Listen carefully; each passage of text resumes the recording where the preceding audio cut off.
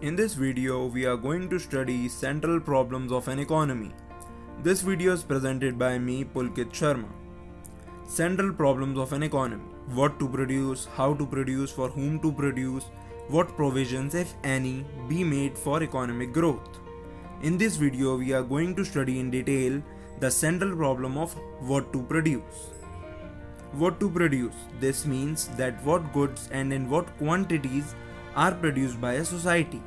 Guns or butter, war goods or consumer goods. Consumers have to make a choice between these consumer goods and the war goods.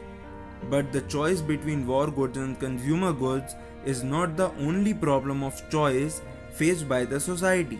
Society has to choose between necessities and luxuries. For example, how much necessities such as food grains, clothing, etc. and how many luxuries such as cars, ACs are to be produced and resources allocated accordingly. For example, if we want to produce more of necessary goods, then we have to allocate more resources in the production of necessary goods, right?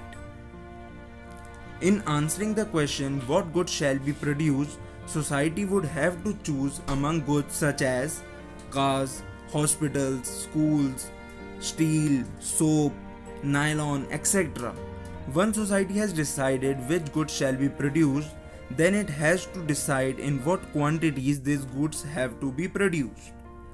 The fact that resources are scarce means that society cannot produce unlimited amounts of even these selected goods. Therefore, society must decide how much wheat, how many hospitals, how many schools, and how many meters of cloth are to be produced.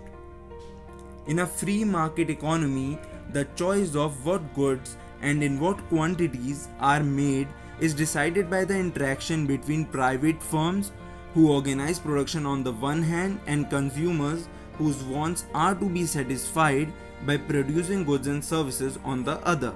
However, in a free market economy today, government also influences the choice of goods to be produced.